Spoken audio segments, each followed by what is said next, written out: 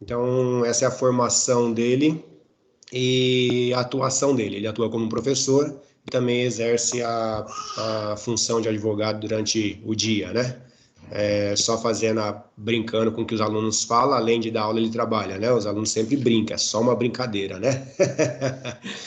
É Então, o verdade. tema proposto para nós hoje foi direito do consumidor. Ele vai explanar sobre o assunto. E aí nós combinamos que os demais participantes vamos deixar o áudio fechado junto com o vídeo para não sobrecarregar a transmissão. Eu também, assim que eu passar a palavra para ele, vou fechar o meu vídeo e o meu áudio, que aí a transmissão fica bem mais limpa, tá, professor? E aí fica Tá. só você, acho que você vai compartilhar a tela também, e aí você vai seguindo aí, eu vou acompanhando aqui as perguntas. Nós combinamos o seguinte, ele vai falar sobre alguns temas, e aí vocês vão deixando as perguntas no chat, e eu vou selecionando essas perguntas para ir fazendo para ele. Vamos tentar responder todas. Não sei se será possível, né?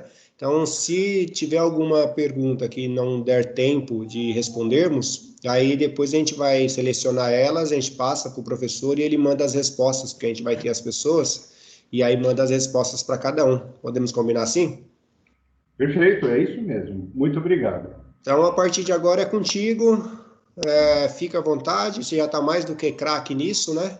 Já está lecionando na ETEC nesse formato, então manda bala, é com você. Pois é. Estamos aí, estamos aprendendo, né, professor Isaías, como é que mexe nessas coisas aqui, né?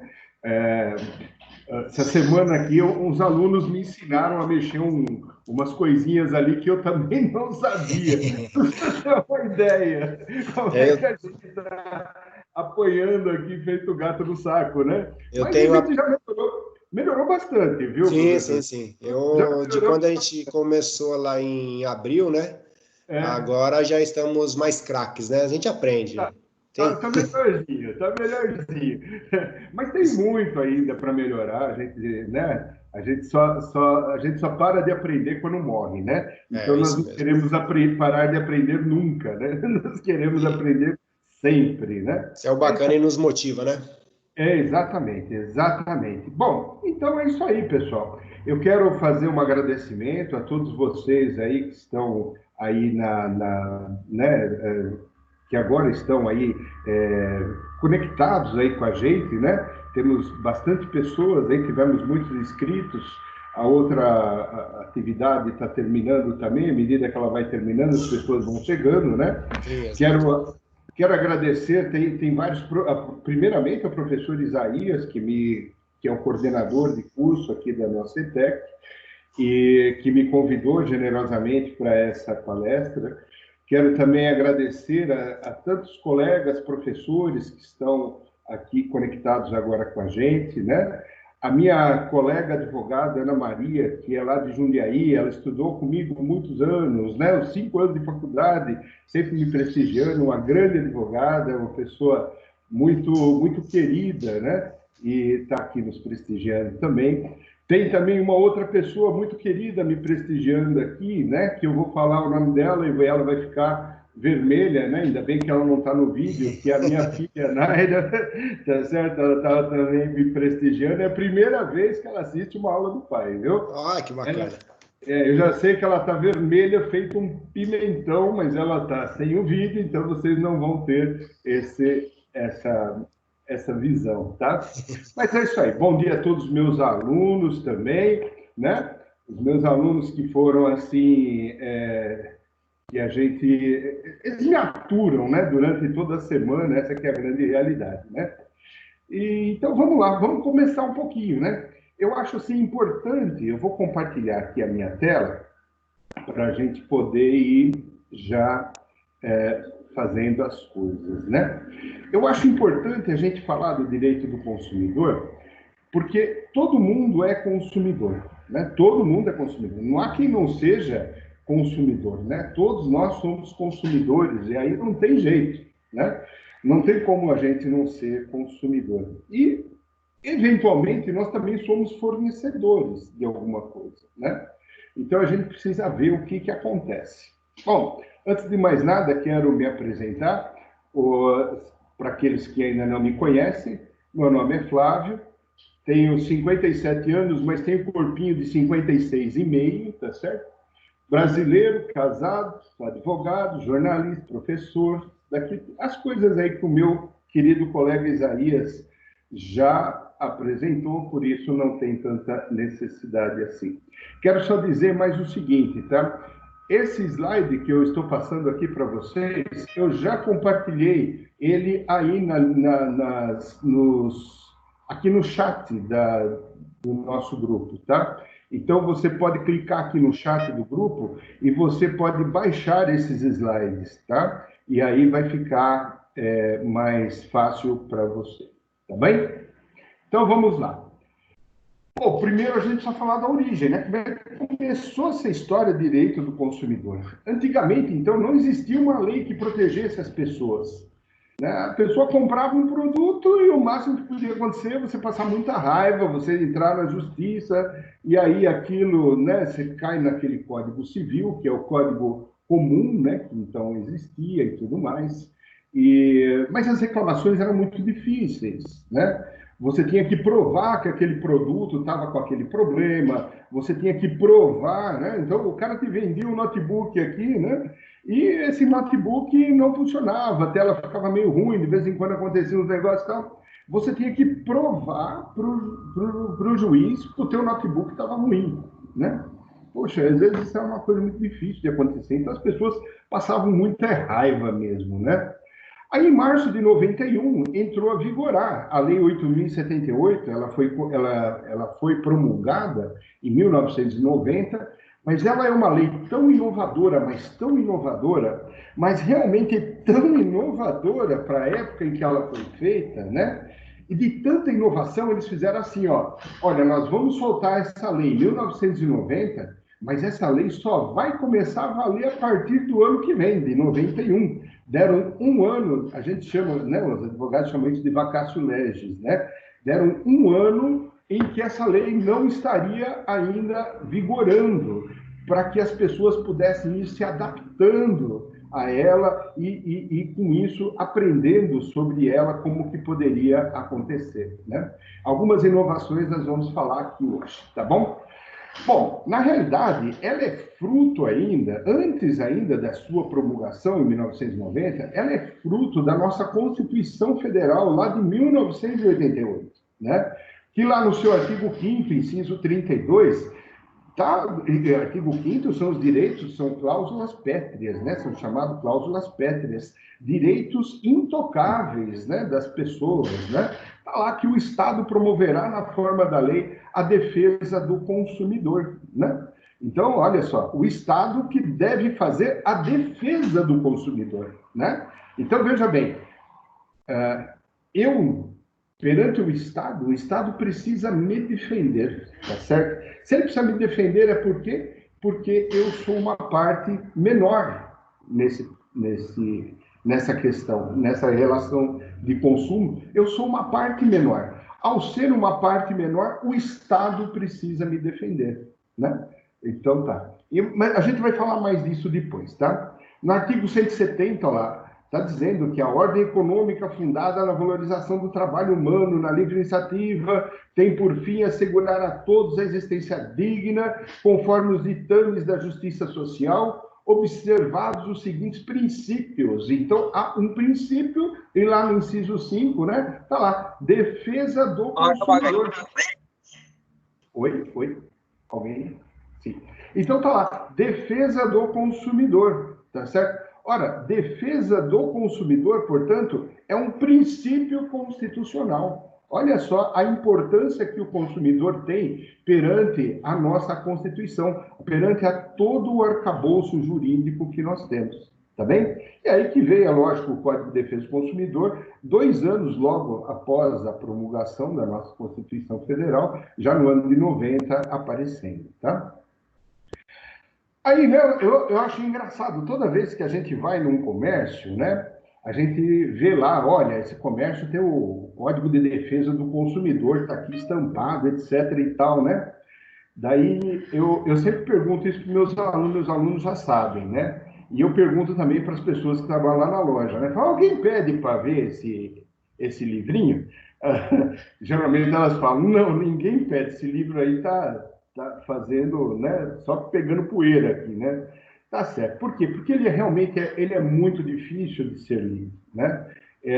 Ter o livro numa loja é inócuo, né? Porque você vai ler esse livro e não vai entender se você não tiver uma cabeça já preparada para ler as leis, né? E isso daí, infelizmente, o nosso Brasil, ele não capacita as pessoas para ler e entender a lei, né? É uma pena. E a gente só aprende isso na faculdade de Direito, quando a gente já passou por todo o ensino fundamental, todo o ensino médio, etc. e tal, aí que a gente vai aprender isso. Então, hoje em dia está um pouquinho melhor, né, nesse aspecto, né, que a gente já tem aula sobre isso no ensino médio, mas isso devia de vir lá do jardim de infância, né, não devia de vir agora que estamos no ensino médio, que a gente ouve falar sobre direitos, sobre leis, sobre defesas, etc. Tá? Bom, então vamos lá. O CDC, o Código de Defesa do Consumidor, né, ele é um conjunto de normas e princípios, tá, que regulam as relações de consumo, protegendo o consumidor e colocando os órgãos e entidades de defesa do consumidor a seu serviço. Então, vejam só, né? Primeiro, que ele é norma e princípio. Bom, por que ele é norma e princípio? Porque, veja bem, ele já diz algumas coisas que tem que ser, né? Olha, isso daqui é o mínimo que tem que ser. Mas a lei nunca vai dizer tudo. A lei nunca vai conseguir, né? Existem muitas inovações, né? Todo dia sai uma inovação diferente, todo dia sai uma coisa diferente. Então, a lei nunca, jamais vai conseguir abarcar todo o sistema, né, que nós vivemos na nossa sociedade. Nunca vai acontecer isso, né? Então, o que acontece?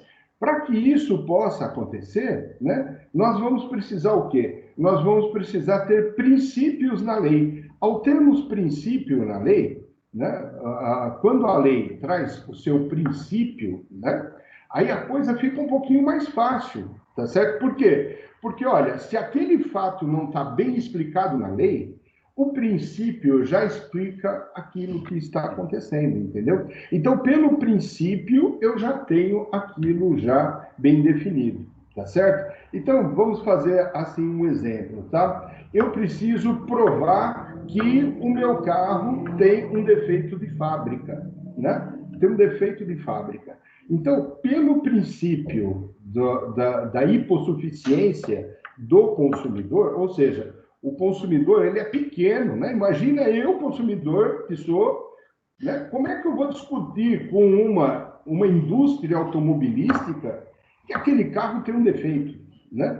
É praticamente impossível eu conseguir fazer isso, né? Eu não tenho, eu não tenho conhecimento técnico, eu não tenho conhecimento econômico, eu tinha que contratar engenheiros, isso e aquilo, ensaios, e aí para resolver um problema pequeno, né? Como é que eu vou provar que a empresa que teria aqui aquele veículo, aquele defeito, tá da empresa que fabricou aquele veículo e não no meu carro, né? Eu estou perdido para isso, né?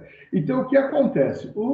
O princípio é da hipossuficiência, ou seja, o consumidor merece ser protegido, né? Ele tem uma boa-fé objetiva, quer dizer, se ele está falando isso, é alguma razão, ele deve ter. O juiz o que faz? Movido pelo princípio da boa-fé, da minha hipossuficiência, ele inverte o ônus da prova. Ele fala, empresa, você que construiu o carro, prove você que esse negócio que o teu cliente está dizendo, tá? Prove você que esse negócio que o teu cliente está dizendo não é verdade, né? Prove você que o teu veículo não apresenta esse problema. Faça ensaios, faça testes, apresente normas, apresente ensaios, né? Isso tudo é caríssimo, mas você que fabricou esse veículo, é você quem tem a obrigação. Isso está no princípio, isso não está na lei, né? Isso não está na lei. A inversão do ônus da prova, sim, está na lei, mas o princípio da boa-fé do consumidor, isso vai estar na lei mesmo, e não, aliás, no princípio, né? E não na lei. Tá, então vamos lá. Vamos ver, então, o que a gente aparece, tá? Portanto, o Código de Defesa do Consumidor, por ser norma especial, tem um caráter protecionista e somente pode ser aplicado se houver uma relação jurídica de consumo. Isso também é muito importante. Por quê? Quando nós falamos aqui do direito do consumidor, nós estamos falando de três partes, três coisas que têm que estar junto para a gente fazer uma relação jurídica de consumo. Primeiro, nós temos que ter um consumidor, depois nós temos que ter um fornecedor e nós temos que ter o quê? Um produto, né? Um produto ou serviço, no caso, tá? Então, veja bem, primeiro nós temos que saber quem é consumidor, porque nem todo mundo é consumidor, tá? Depois, nós temos que saber quem é fornecedor, porque nem todo mundo é fornecedor. E depois nós temos que descobrir o que é o serviço ou o produto, tá? Por que que nem todo mundo é consumidor? Porque, ó, por exemplo, uma empresa, né? Uma empresa, ela vende, por exemplo, ela vende, sei lá, copo descartável, ela revende copo descartável. Então, ela compra de uma empresa que fabrica os copos descartáveis, né? E ela vende, põe dentro da sua loja, dentro ali, e ela vende para as pessoas que querem comprar esse produto, tá? Quando essa empresa compra o produto, copos descartáveis, né, do fabricante, ela não é uma consumidora, tá certo? E nós vamos descobrir por que que ela não é uma consumidora, né? E aí nós vamos ter que voltar aqui para o Código de Defesa do Consumidor, tá certo? Porque o conceito que o próprio Código diz é o seguinte, ó: consumidor é toda pessoa física ou jurídica, ou seja, não é pelo fato dela ser uma pessoa jurídica que ela deixa de ser consumidora, tá certo? Porque uma pessoa jurídica pode ser consumidora, tá? Mas é um outro problema que nós vamos ter aqui, tá? Que adquire ou utiliza produtos ou serviços como destinatário final, tá? E destinatário final é que é o complicado. Por quê? Aquela loja que eu falei para vocês, que comprou lá, que ela revende copos descartáveis, né? O que que acontece? Quando ela comprou aquele copo descartável, ela não é o destinatário final desse copo descartável. Quem é o destinatário final? É o cliente dela, que vai comprar aquele copo descartável. Tá certo? Então, ela tem um outro consumidor, e este sim é um consumidor destinatário final, tá? Porque é o consumidor, a pessoa que vai comprar efetivamente esse copo, né? Não é essa pessoa, não é esse distribuidor, ele apenas está repassando a mercadoria de um para o outro. Então, quem é o destinatário final? O destinatário final será a empresa, né, será o consumidor que comprar o copo do distribuidor. Ele é o destinatário final, tá certo? Então, veja só, você tem uma loja, você compra o produto para a sua loja, para você revender, né? Esse produto veio com defeito, vou usar o Código de Defesa do Consumidor. Posso isso? A resposta, não pode, não pode, tá certo? Por que que eu não posso usar? Porque você não é um consumidor. Você não está consumindo, tá certo? Então, consumidor é aquele que age com vistas a uma necessidade própria e não para o desenvolvimento de outra atividade negocial, tá certo? Não para outra atividade negocial. Existem algumas exceções a esta regra, né? Deixa eu voltar aqui. Existem algumas exceções a essa regra. Por exemplo, eu sou advogado. Eu compro um computador para usar aqui no meu escritório para eu poder atender os meus clientes, tá? Então, é lógico, né? Estou usando esse computador para fazer uma atividade negocial, né? Vou trabalhar, sou um profissional. Ou eu sou um contabilista, sou um técnico de contabilidade, né? E aí, como técnico de contabilidade, eu pego e utilizo esse computador, né? Como técnico de contabilidade, utilizo o meu computador para poder trabalhar, atender os meus clientes aqui no meu escritório, né? Então, veja só, o STJ, né? O Superior Tribunal de Justiça, ele já firmou um entendimento de que essas pessoas também se enquadram na hipossuficiência. Elas também se enquadram nessa questão de que elas não podem ser enquadradas, né? Elas também são deficientes perto daquela outra pessoa. Elas não têm a expertise necessária, elas não têm o conhecimento necessário para poder perceber, né, que aquele computador está ruim, que aquele computador não serviu, que aquele computador está errado, que aquele computador está fazendo ela passar raiva, né? Que aquele computador não funciona adequadamente, né? Então, aí nesses casos, somos também considerados como consumidores. As microempresas, de uma forma geral, as microempresas e as empresas de pequeno porte, no geral, também são consideradas hipossuficientes, né? No geral, são consideradas como hipossuficientes dentro da sua atividade. Por quê? Elas não têm ainda aquela expertise necessária para poder se prestar como uma conhecedora daquele produto em profundidade, daquele produto que ela está adquirindo. Tá? Então, ao não ter essa possibilidade, é que ela pega, então, e ela pode ser comparada a um consumidor. Bem? Bom, afora isso, então, nós temos aqui, né, a caracterização de quem é o consumidor. Só que não só quem compra uma mercadoria ou serviço é consumidor, né? Será que só quem compra mercadoria ou serviço é consumidor? A resposta é não, não necessariamente, né? Existem outras pessoas que podem ser comparadas aos consumidores, tá certo? Então, quem são essas pessoas, tá?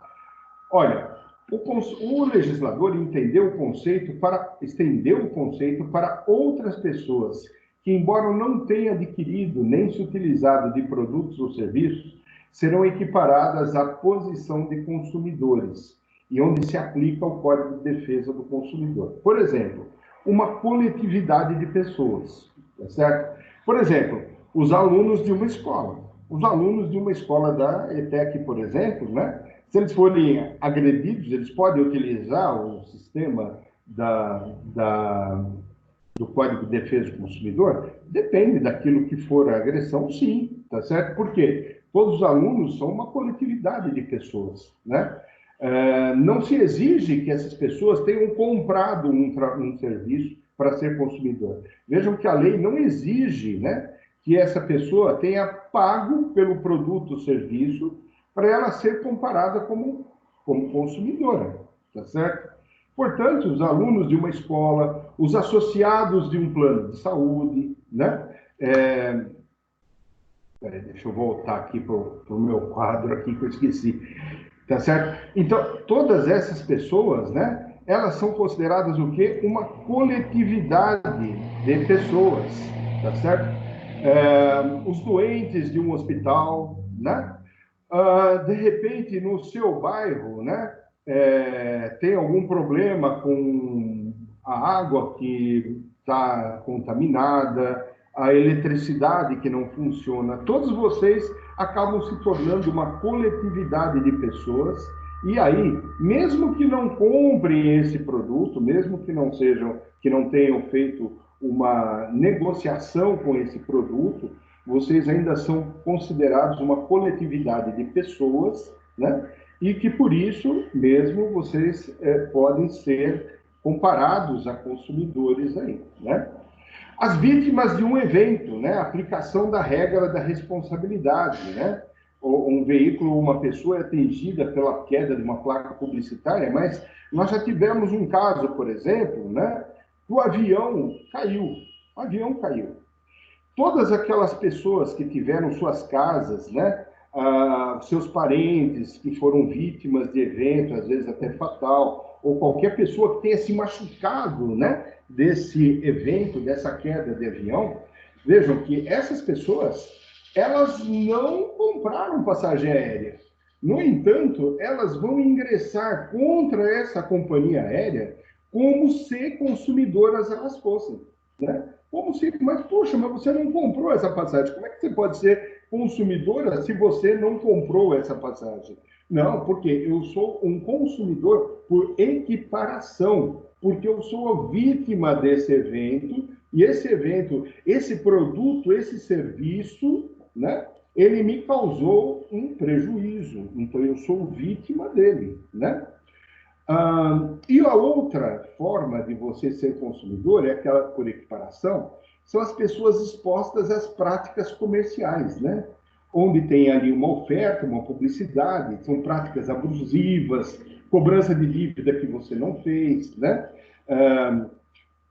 Tudo isso daí, mesmo sem você ter adquirido produto ou serviço, você acaba se equiparando como consumidor, né? Então, tem lá uma propaganda, essa propaganda te ofende, né? Tem propaganda que ofende as pessoas, tá certo? Ofende a mulher, ofende a criança, ofende um critério religioso, um critério moral da sociedade, né? Essas propagandas, elas não podem ser feitas, né? E aí, o que acontece? As práticas comerciais, né, uma propaganda que ofereça uma coisa que não é realidade, tá certo? Não é realidade, né? Então, como é que você faz? Você não adquiriu aquilo ali, mas você pode ser considerado como um consumidor por equiparação, tá? Eu quero que, sim, essa empresa seja responsabilizada por isso, né? E aqui nós temos que verificar também quem é fornecedor, tá certo? Quem é o fornecedor? Então, aqui, o conceito de fornecedor, ele é bastante abrangente, né? Bastante abrangente, tá? Por quê? É toda pessoa física ou jurídica. Olha só, né? Pode ser, uma empresa pode ser considerada um fornecedor? Sim, aliás, até já a gente já meio que deduz, né, que a empresa fabrica, que a empresa vende, né? Então é muito fácil. Mas uma pessoa física também pode ser considerada fornecedor? Sim, pode ser considerada fornecedor. Olha aqui, uma entidade pública ou privada pode ser considerada fornecedor? Sim, claro, né? Claro que sim, né? A ITEC, por exemplo, pode ser considerada uma fornecedora? Sim, pode sim. Por quê? Está mais do que claro, eu não preciso comprar nada para ser fornecedor. A partir do momento que alguém ofertou algum produto, né, eu sou consumidor, posso ser consumidor, né? Mas o fato de estar ofertando um produto para mim, que eu sou o consumidor final, então a ITEC, né, embora seja uma entidade pública, né, ela também pode ser considerada como uma fornecedora. E aí entrar o Código de Defesa do Consumidor nesse caso, tá? Nacional ou estrangeiro, olha, o fato da empresa estar nos Estados Unidos não significa nada. Eu posso entrar contra ela. Ela é uma fornecedora também. Bem como os entes despersonalizados, tá? Quem são os entes despersonalizados? São os entes que não têm personalidade jurídica, né? Um cartório de registro, ele não tem personalidade jurídica, ele pode ser considerado um fornecedor. Um partido político não tem personalidade jurídica, mas ele pode ser considerado um fornecedor. Então, tem muita gente aqui, praticamente, né, todo mundo. Qualquer pessoa que desenvolve atividades de produção, ó, produção, montagem, criação, construção, transformação, importação, exportação, distribuição ou comercialização de produtos ou prestação de serviço. Ou seja, ofertou um negócio ali, ó, você já está caindo como fornecedor perante o Código de Defesa do Consumidor, tá bem? Você já vai criar já uma questão você já será o fornecedor dela. Mas, para você realmente ser um fornecedor, existe um requisito fundamental, que é a habitualidade, tá? Ou seja, você precisa ter um exercício contínuo de determinado serviço ou fornecimento de produto, tá?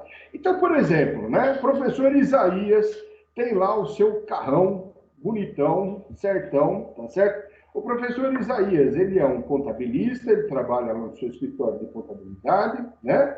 E o professor Isaías dá aula, tá certo? Então, ele vive de duas atividades, né?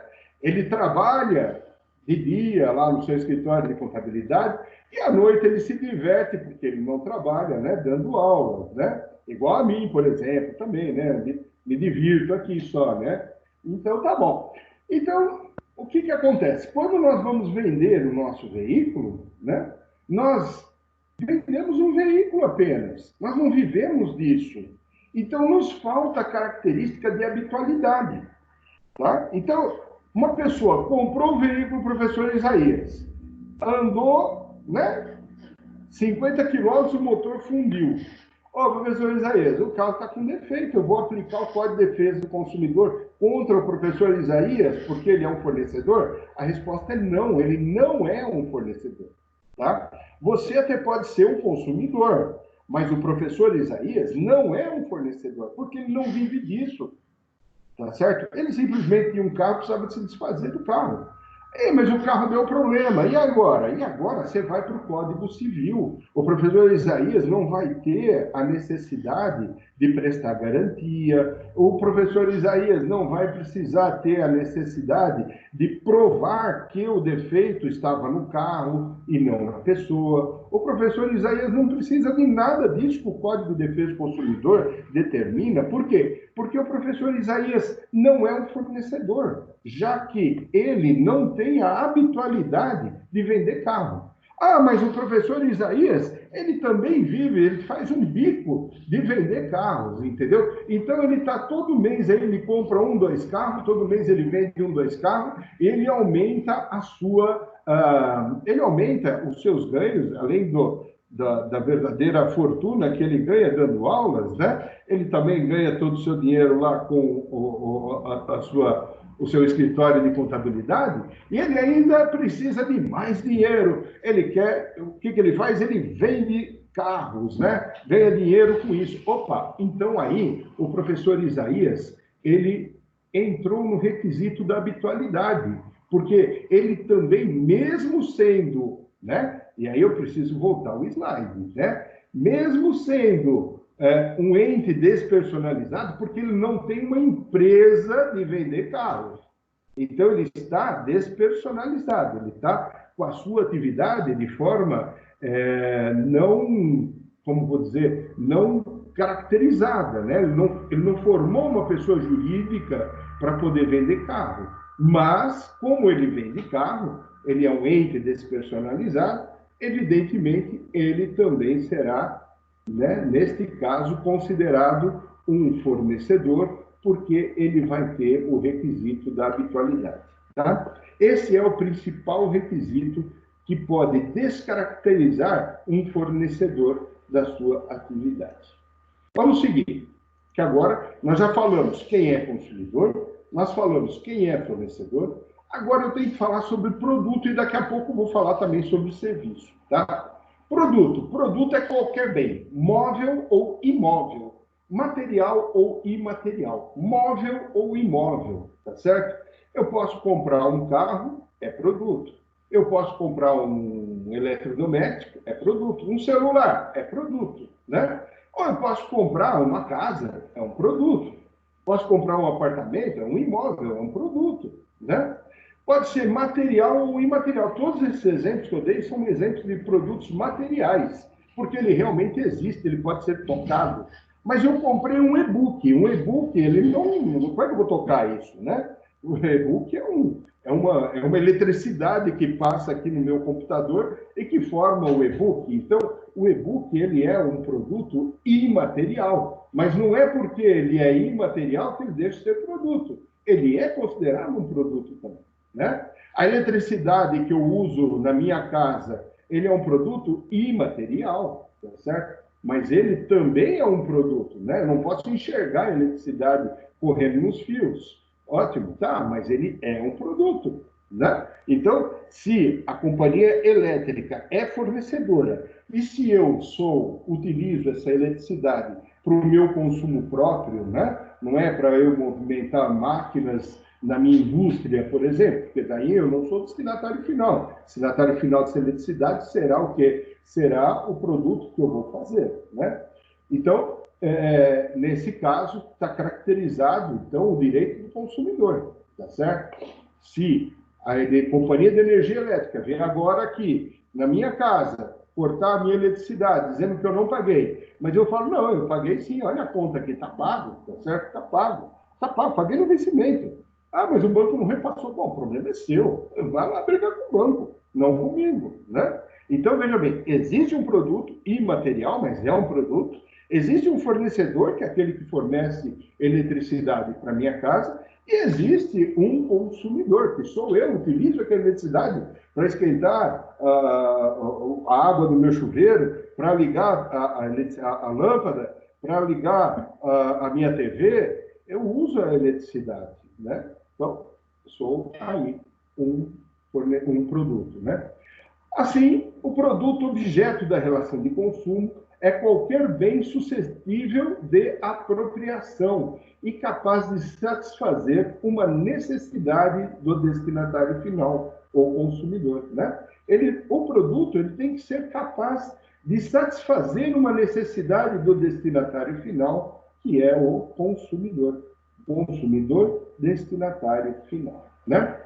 E serviço? Serviço seria qualquer atividade fornecida no mercado de consumo mediante remuneração, inclusive as de natureza bancária, financeira, de crédito, securitária, exceto as relações trabalhistas, tá? Por que exceto as relações trabalhistas? Porque as relações trabalhistas, elas estão, todas elas, né, marcadas em outro código, né, de direito, que é a consolidação das leis trabalhistas, a CLT e as outras leis do direito do trabalho.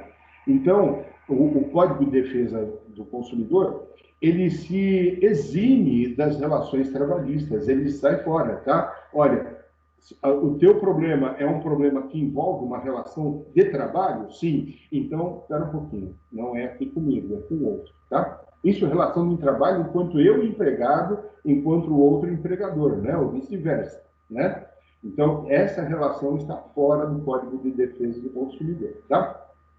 Mas é importante que o serviço ele tem que ser feito mediante remuneração, é claro. Imagina os senhores aqui, né? Uma pessoa está aí andando pela rua, de repente, um carro vem desgovernado e a atropela, né? Atropela essa pessoa, joga ela lá para o acostamento, toda arrebentada. Nisso, um médico que está passando olha aquilo ali e fala, caramba, meu, essa pessoa está se machucada, olha lá, ela está passando mal, eu vou lá socorrer, tá? Só que é um médico meio, vou dizer, meio desastrado, né? E em vez de melhorar a situação daquela pessoa que já foi atropelada, né? Ele ainda piora a situação dessa pessoa, tá certo? Isso é considerado como um serviço médico? A resposta é não. Por quê? Ele não fez isso mediante remuneração. Esse trabalho foi um trabalho de um favor que ele prestou, certo? Foi um trabalho que ele fez, assim, humanitário, né? Embora ele tenha sido um trabalho desastroso, por assim dizer, né? Se é que foi, né? Mas o Código de Defesa do Consumidor não se presta a reparar esse tipo de problema. Você vai ter que correr para o Código Civil, se isso for feito, né? Se for o caso, tá? Inclusive, olha, todo serviço de natureza bancária, de natureza financeira, de crédito securitário, de seguros, né? Tudo isso daí passa pelo Código de Defesa do Consumidor. Os bancos têm mania de dizer que eles não estão sujeitos ao Código de Defesa do Consumidor, porque eles já têm as normas, né, do Banco Central, eles seguem as normas do Banco Central, que é a sua agência reguladora. O STJ e o STF já firmaram posicionamento nesse sentido, dizendo que negativo, que diante de um banco, até as empresas, elas são consumidoras, né? Porque ninguém usa banco assim, olha, deposita aqui para mim que eu depois te pago lá, quer dizer, você não presta um trabalho intermediário perante os bancos, tá? você presta sempre, você usa o banco sempre como um consumidor, né? Você consome o serviço do banco e isso você consome como um destinatário final. Então, o Código de Defesa do Consumidor serve para afastar os bancos aí, tá certo? Ok, bom, feito então todas essas observações, a gente tem que entender também o que é a remuneração, né? E a remuneração é entendida de forma abrangente, podendo ser inclusive indireta. Olha que coisa louca, né? Remuneração indireta, mas caramba, o que será isso? Vamos ver. Ó, você vai comprar um som para o teu carro, né? Você chega na loja, você fala assim, olha, compra o aparelho de som aqui para o teu carro, esse rádio, tem isso, tem aquilo, aquele outro, um monte de coisa, né? E a instalação é gratuita na loja tal aqui do lado. Aí você vai, você compra o produto, legal, né? Leva lá na loja, a loja fala, chega lá, instala tudo errado, queima o aparelho. Aí você fala, escuta, o cara lá instalou errado, queimou o aparelho. Aí o dono da loja vai falar, olha, desculpa, mas a instalação é gratuita, eu não cobrei pela instalação. Opa, espera um pouquinho, o Código de Defesa do Consumidor, ele entende remuneração, inclusive essa de forma indireta, ou seja, ele está entendendo que a instalação estava embutida no preço do rádio que você comprou. Ela já estava lá no preço do rádio, tá certo? Então, o que acontece? Posso sim, claro, evidente que posso, né? Cobrar a instalação, né, cobrar essa instalação gratuita, defeituosa, diante do Código de Defesa do Consumidor. E tem mais, tá? Tanto a loja que fez a instalação, como a loja que te vendeu o rádio, as duas são solidárias, ou seja, eu posso cobrar dessa ou daquela ao mesmo tempo, né? As duas devem para mim essa instalação que foi mal feita, que foi errada, tá certo? Então, toda essa... Não é o fato da instalação ser gratuita, né, que vai tirar a abrangência da prestação de serviço, tá bem? Tem uma outra coisa interessante, ó. Por exemplo, você vai lá no salão de beleza, né? Chega lá, tem um estacionamento na frente do salão de beleza, né? Você para no estacionamento, ou do mercado também, pode ser, etc. Vai fazer compra, né? Aí chega lá, você vai, fez as suas compras, a hora que você volta, teu carro está arrebentado, né? Estouraram o vidro, roubaram alguma coisa de dentro. Aí a loja vai falar, olha, não tenho nada com isso, eu não cobro estacionamento, né? Ou tem uma baita de uma placa lá no mercado dizendo assim, ó, não nos responsabilizamos pelos veículos deixados aqui. Nós não nos responsabilizamos, né? Pelos veículos que foram deixados aqui. Você vai falar, e o Kiko? E o Kiko que você está dizendo isso, tá? Você não tem o direito de dizer que você não se responsabiliza. Se você dispôs esse estacionamento, automaticamente você já está disponível, você já está admitindo esse trabalho também. Então, você não pode ter essa condição, né, de você não se responsabilizar. Não existe isso, você não pode fazer uma coisa que seja maior do que a lei, né? E a lei, nesse caso, diz o quê? Você está responsabilizado, sim, tá certo? Então, não há pacto que substitua a lei, né? A lei diz que está, então está. É uma coisa aqui, ó, mostra grátis. Você está passeando no shopping, fica aquelas moças lá com aqueles perfuminhos lá, querendo espirrar aquele perfuminho em você, tá certo? Aí você fala, poxa, isso daqui parece ser legal, tal, né? Um cheirinho gostoso. Espirra um pouquinho aqui no meu braço, tá legal, né? Porque agora, né? Vou usufruir dessa amostra grátis aqui, né? No meu corpo, tal. Beleza. Aí a pessoa espirra aquele tiquinho, assim, né? De perfume no teu braço. Mas aquilo, né? Aquilo vai e te dá uma alergia louca. Olha, você não comprou esse produto, você não comprou, você não utilizou esse serviço, nada, tá certo? Você não teve nenhum pagamento, mas você foi vítima desse produto, tá? Então, um abraço. Pode ser amostra grátis, pode ser demonstração grátis, tudo isso daqui está embutido na própria remuneração. O Código de Defesa do Consumidor diz o quê? Todos esses atos são atos que demonstram, né, a negociação, que demonstram a atividade empresarial em cima do consumidor, né? É isso aí. Bom, então, para a gente fazer um resumão aqui, deixa eu ver se eu aumento um pouquinho aqui o tamanho. Eu vejo a professora Luciana aqui da ETEC, ela faz umas apresentações, coisa mais linda de se ver, sabe? Com a mãozinha escrevendo, com aquelas coisinhas e tal. Eu fico morrendo de inveja das apresentações, inveja, né? Inveja branca, né? Pelo amor de Deus, né? Inveja saudável, né? Eu fico morrendo de vontade de saber fazer igual a professora Luciana, mas eu não sei fazer aquilo, não. Então, o que acontece? Eu sou obrigado a catar aqui na internet as figurinhas e aí eu poder fazer a coisa funcionar, tá? Então, esse quadro é um resumão. Relação de consumo precisa ter um consumidor mais um fornecedor ligados por um produto e ou serviço, né? Serviço, qualquer atividade exercida no mercado de consumo. Produto, qualquer bem imóvel, imóvel, material, imaterial, durável, não durável. Vulnerabilidade, o consumidor é parte mais fraca e hipossuficiente na relação de consumo.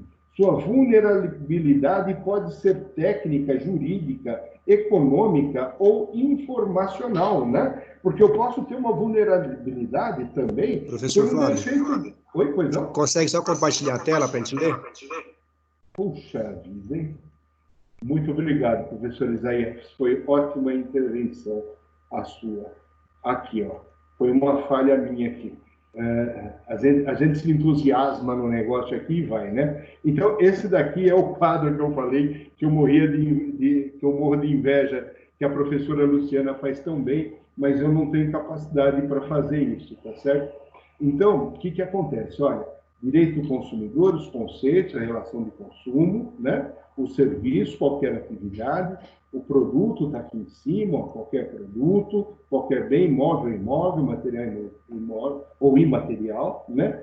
Fornecedor é todo aquele que pratica atos da indústria e comércio, habitualmente com intuito de lucro, inclusive prestação de serviço para um consumidor, né? O consumidor ele pode ser vulnerável na relação de consumo, sua vulnerabilidade pode ser técnica, jurídica, econômica ou informacional, né? O produto veio sem informação necessária para mim e eu acabei utilizando o produto de forma errada, né? Então, também pode acontecer. Consumidor é toda pessoa física ou jurídica que adquire e utiliza produto ou serviço para uso próprio ou de sua família, no caso de pessoa física, né? Não irá revender o produto, entrar no processo de fornecimento do produto ou serviço. Por isso, é o não profissional, né? E consumidor equiparado é aquele pela coletividade, são os terceiros vítimas e as pessoas expostas às práticas contratuais, né? Comerciais e contratuais de consumo. Tá bem? É isso. Bom, professor Isaías, como é que estão esses alunos aí? Tem muita dúvida aí essa questão? Se o pessoal gostaria de fazer alguma intervenção, de falar alguma coisa, ficou alguma dúvida?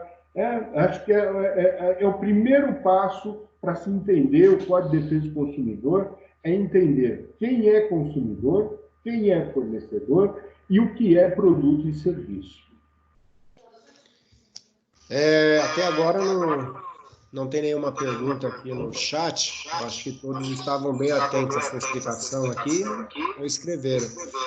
Mas está aberto aqui para perguntas. Alguém tem alguma dúvida até esse momento?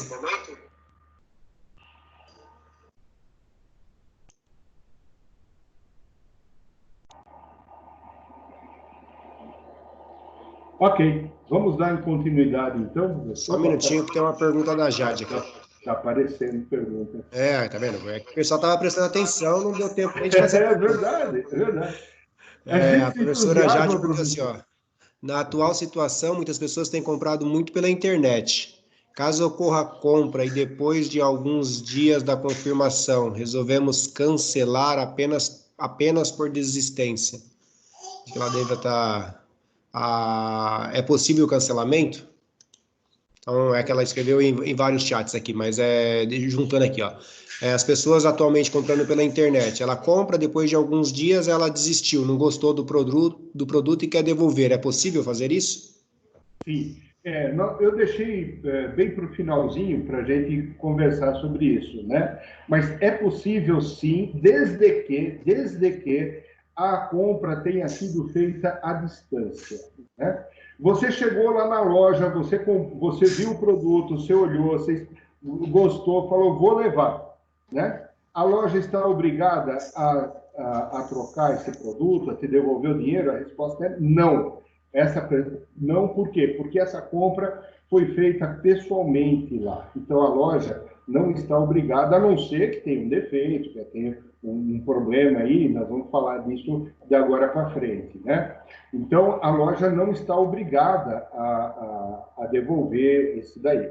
Agora, se lá na loja tiver uma placa enorme, escrito assim, olha, trocas em 7 dias, né? Você pode ter 10 dias para vir trocar, ou trocas, né, a partir do mês de janeiro. Você compra isso no final do ano, né? A loja está muito cheia e fala assim, olha, as trocas a partir do dia 2 de janeiro você pode vir trocar, entendeu? Aí não, aí a loja está comprometida a isso.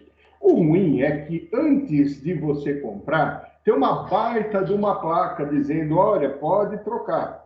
A hora que você vai trocar, eles tiraram a placa. Você fala, e o cara fala, não tem, né? Não pode. Então, eu sempre digo para as pessoas fazerem duas coisas, né?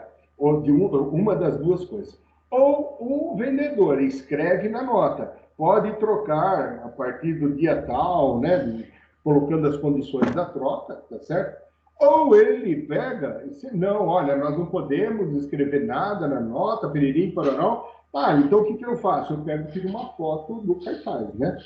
Porque falar até papagaio fala, mas provar já é outra conversa, né? Entendi. Então, nessa questão aí, se a compra foi feita pela internet, eu posso me arrepender. E qual é o prazo desse arrependimento, assim, O prazo de arrependimento é 7 dias corridos, tá? 7 dias corridos da data do recebimento.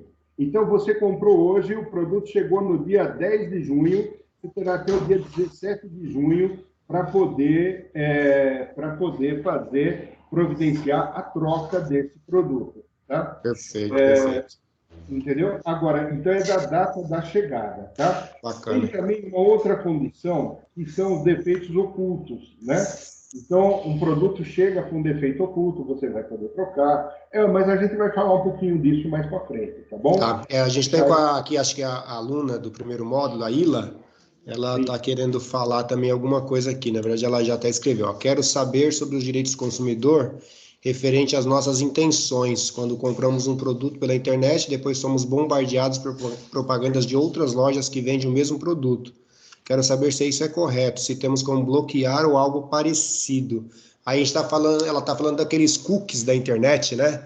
Uma vez que eu até lembro que eu falei em uma das aulas que se você sonhar à noite com um produto, no outro dia de manhã o Google te mostra que tem uma promoção daquele produto. Isso nos bombardeia sempre. Então acho que é nesse sentido que a Ilha está perguntando aqui. É verdade. Olha, existe uma outra lei muito importante que saiu agora, mais recente, se não me engano, ela é de 2014, né? Que é o referente à informática, né? E ali na informática diz o seguinte, né? Que todos os produtos, todos os sites que você usa, tudo aquilo que você entra, ele deve dizer qual é a política dele para cookies e coisas dessa natureza, entendeu?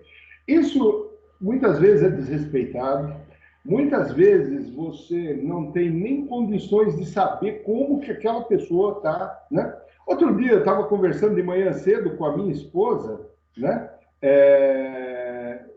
Conversando de manhã cedo com a minha esposa, que, olha, precisamos comprar, nem lembro mais o que era, né? De repente, depois que eu liguei o Facebook, só aparecia propaganda daquele negócio lá que eu queria comprar.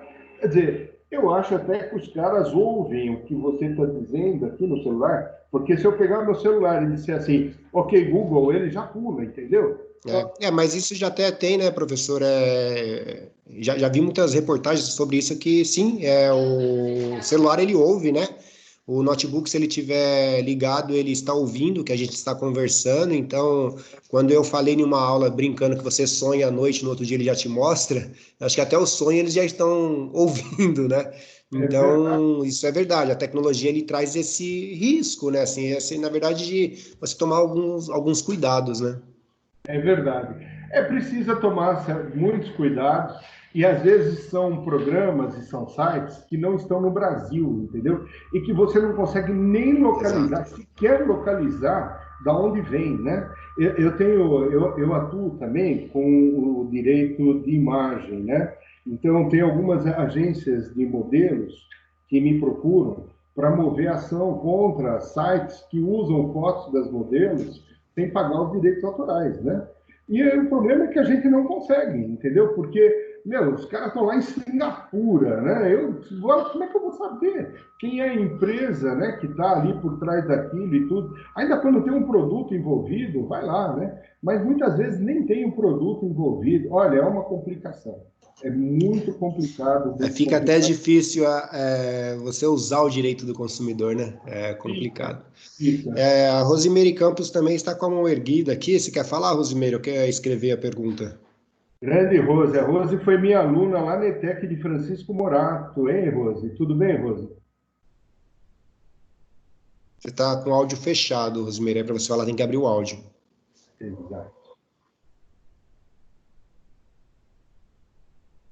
Não sei, ela ergueu a mão aqui, mas não está falando. Deixa eu ver aqui no chat se tem alguma outra coisa. Tem a Adriele que falou assim, ó, por exemplo, eu trabalho em uma loja e a nota fiscal que fornecemos para o cliente escrita 15 dias de troca, mas acontece que o cliente volta na loja e não quer trocar, quer o dinheiro de volta. A loja é obrigada a devolver o dinheiro, mesmo dando a opção de troca para o cliente? Então, se a compra for feita à distância, né? Se a compra foi feita à distância e eu estou dentro dos meus 7 dias, a loja é obrigada a devolver o dinheiro inteiro. Inclusive, ela fala, ah, não, mas eu vou descontar aqui porque eu mandei o correio entregar, custou e não sei o que tem, estava lá no site que a gente devolvia 70%. Negativo, isso não existe. Até o 7º dia, né? E outra coisa, hein? Você não está obrigado a colocar o produto no correio. Ela tem que pagar para você ainda mandar o produto de volta, tá certo? Tudo aquilo que você gastou na compra à distância tem que ser ressarcido. Isso, mas isso você está falando de compra à distância e À compra na distância. loja física. Da loja física, vale o escrito, tá? Então, o escrito está dizendo o quê? Olha, nós trocamos em 15 dias. Se a pessoa trocou em 15 dias, beleza. Se ela não trocou em 15 dias, se ela quer o dinheiro de volta, a loja não está obrigada a devolver o dinheiro para ela. Exceto se o produto vier com defeito. E aí, ou defeito ou vício. Isso nós vamos falar um pouquinho mais na frente. Então, eu pediria para a Adriele, para ela guardar um pouquinho, que nós vamos falar um pouquinho sobre isso, quando esse produto está com vício ou defeito, tá? Eu acho que nesse caso, professor, tem mais algumas perguntas aqui, até a Simone está falando sobre questão de imóvel na planta, mas pelo que eu entendi, então, vai falar um pouquinho sobre esse assunto na continuação da sua explanação. Acho que então seria interessante a gente aguardar agora você continuar falando, porque talvez até responda algumas das perguntas que está aqui, né? É verdade, é verdade. Vamos dar continuidade. Eu vou passar aqui. Oi, alguém? Posso fazer a pergunta? Conseguiu, Rosimeire? Pode falar.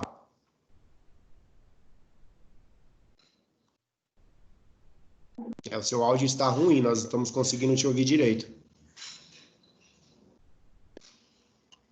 Não conseguimos, não, Escreve no chat, Rosimeire, porque o seu áudio está ruim. Aí eu passo para ele aqui. Ele vai dando sequência aqui, aí eu pego a pergunta e passo para ele. Tá bem? Pode seguir, professor. Ok, vamos nessa então. Bom, então é o seguinte, eu vou falar um pouquinho sobre alguns princípios do direito consumidor, porque quando você entende o princípio, você entende a lei, entendeu?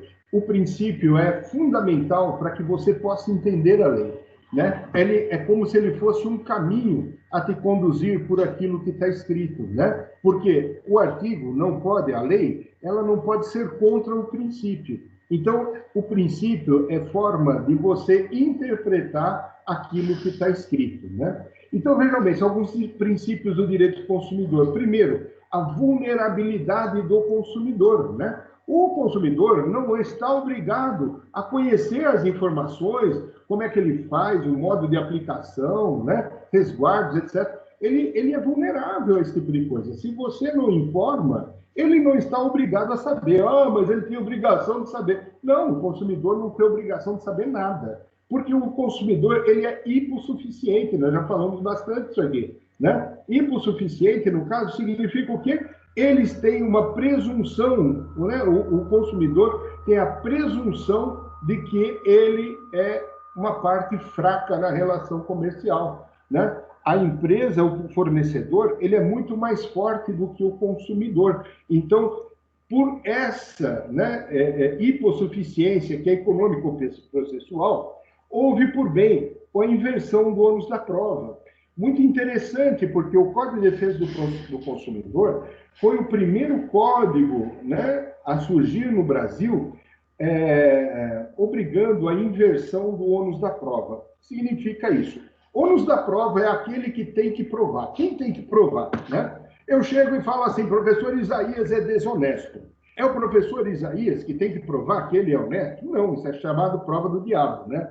É impossível ele dizer, olha, eu sou honesto sim, olha aqui, eu não tenho isso, eu não tenho... Não, espera um pouco. Eu chamei ele de desonesto, eu tenho que provar que o professor Isaías é desonesto, tá certo? Porque se eu estou alegando, eu tenho que provar. Ora, se eu estou alegando que o meu notebook ele está com defeito, eu tenho que provar? Em tese, sim, mas o Código de Defesa do Consumidor inverteu isso.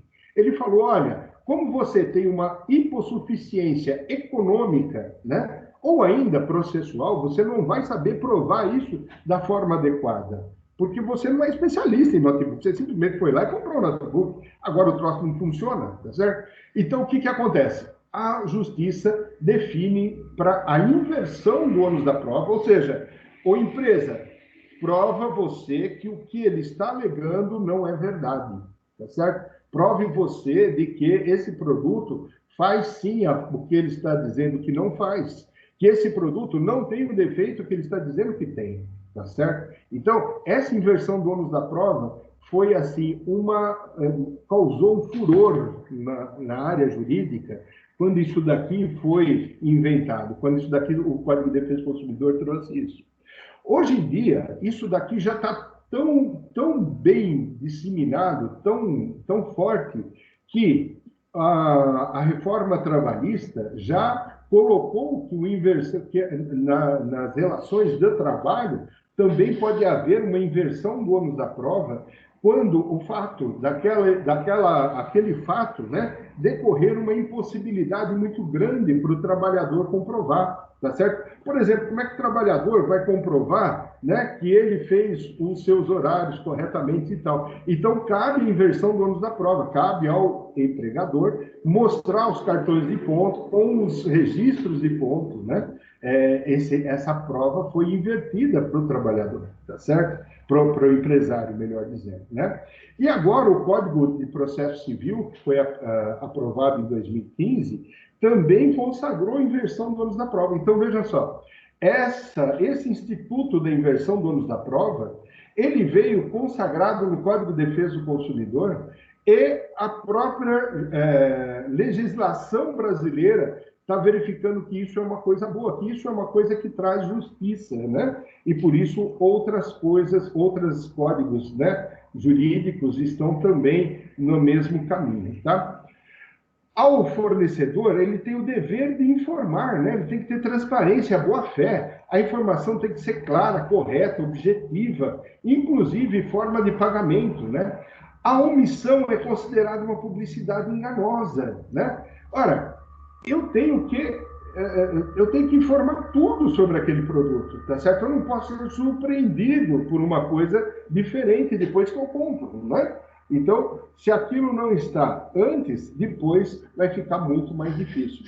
Todo produto ele precisa zelar pela vida, pela saúde, pela segurança, né? Por quê?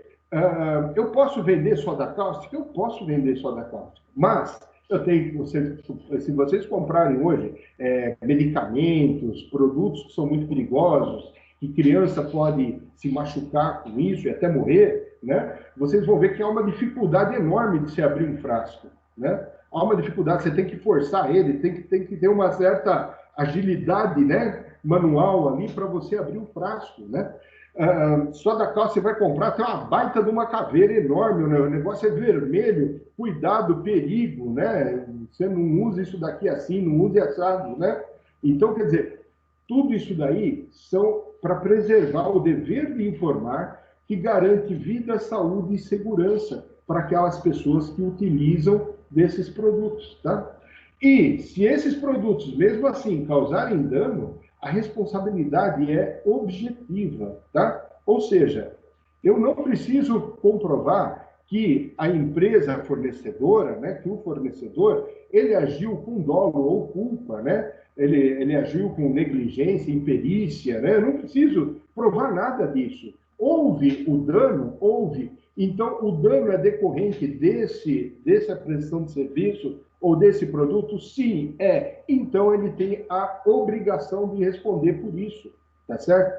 Tem obrigação. A única coisa que exime o fornecedor dele se responsabilizar, né, pelo produto, e aí é um ônus que compete ao fornecedor, é demonstrar que o consumidor ele agiu ele sim com absoluta negligência, né? Ele sim com absoluta imprudência ou imperícia, né? O consumidor, mas é isso quem vai ter que provar é o fornecedor e não o consumidor, entendeu? Então eu vou dizer assim, olha, se eu sou advogado do fornecedor, eu vou dizer, olha, esse dano foi causado por culpa exclusiva do consumidor. Estava escrito aqui no rótulo, cuidado, não faça isso, aquilo. Estava escrito aqui, olha, tem informações, o produto apresenta essas características todas, etc, etc, etc. Olha, ele se machucou com o produto porque ele quis, tá certo? Porque ele agiu de forma totalmente desleixada, né? Mas aí é muito difícil de você conseguir provar isso, né? Pelo fornecedor, tá certo? Imagina você, ó, você está andando com o teu carro na Anhanguera, né? Que é uma rodovia pedagiada, né? De repente tem lá um tijolo no meio da pista, você bate nesse tijolo que está no meio da pista e arrebenta o pneu do teu carro, arrebenta a roda, arrebenta a suspensão do teu carro, arrebenta tudo, tá certo? O que acontece? A empresa concessionária do serviço público, ela tem a obrigação objetiva de reparar esse dano que aconteceu no teu veículo, tá certo? Ah, mas escuta, não foi culpa minha, nós acabamos de fazer a limpeza da pista, a verificação, passou um caminhão 1 minuto antes do carro, né? Um minuto antes de você, derrubou esse negócio na pista e a pista ficou suja, mas, poxa, nós não temos culpa. E eu vou dizer, e o Kiko? Né? E o que eu tenho com isso que você não tem culpa? Eu estou dizendo que você tem culpa? Não, não preciso dizer, porque a tua responsabilidade é objetiva. Houve o dano no meu carro e você tinha a obrigação de deixar essa pista livre e desobstruída. Portanto, né, o que eu faço? Você, fornecedor de serviço público, você vai pagar o conserto do meu carro. E aí, se você quiser, você pega e você aciona, né? Você pega e acione o cara do motorista do caminhão, porque ele deixou cair esse tijolo lá, e você vai fazer uma ação regressiva, uma ação de regresso contra essas pessoas que agiram, que causaram prejuízo para a tua empresa. Então, percebam só, o Código de Defesa do Consumidor, ele me protege. Fala, não, primeiro você, concessionário, paga, depois o Flávio lá, né, você cobra do caminhão que deixou esse problema acontecer, tá? Princípios também é igualdade nas contratações. Tem cara que bota lá no contrato o seguinte: olha, você, meu cliente, né, se você desistir da compra, você vai pagar 70% de multa. Mas eu, empresa, se eu desistir da compra, eu só pago 10%. Olha que beleza, né? Negativo, negativo, tá? Aí, nós temos igualdade de contratação. Se eu pago 70%, você vai pagar 70% também, pelo seu descumprimento contratual, tá certo? Então, é como aqui, olha, comerciante não é obrigado a receber cheque, cartão, né? É permitido criar critérios para a sua aceitação, mas deverá informar previamente o consumidor. Você chega num restaurante, você vai lá, você comeu tua coxinha, tomou teu café, você vai pagar com o cartão, o cara fala, meu, não, compra mínima, não sei o que tem. Pode ter compra mínima? Pode, mas ele tem que ter placa para tudo quanto é canto, tá certo? Ou apenas dizer assim, ó, não aceitamos cheque, ele tem que ter isso, tá certo? Tem que ter isso bem caracterizado, tá certo? Então, é isso aí. Vamos lá. Princípio da solidariedade. Todos os fornecedores que de algum modo concorreram para a caracterização do resultado danoso respondem solidariamente pela reparação do prejuízo, né? É facultativo. Significa, né? Ora, eu vou comprar um veículo numa loja, né? E essa loja, ela põe lá para todo lado, olha, aqui nós temos convênio com o banco XYZ, né? E o XYZ já financia automaticamente os veículos. Ah, aquilo é ótimo, que bom. Aí você sai lá da loja, né? Você sai da loja e aí o que acontece? Financiou, tudo certinho, tudo bonitinho. Você sai da loja, o motor lá está estragado, estourou tudo. Volta na loja, ó, meu, isso aí não tem nada com isso, não é problema meu. Você viu, é carro usado, então você tem que se virar com isso. Não, espera um pouquinho. Você vai ter que responder isso juridicamente. O cara ainda dá risada de você. Fala, pode acionar, já tem 500 processos contra mim, ter 501 não vai fazer diferença. Tá, tudo bem, só que você vai colocar o quê? O banco que tem aquele, que é um outro fornecedor, que está junto com ele nesse negócio, né?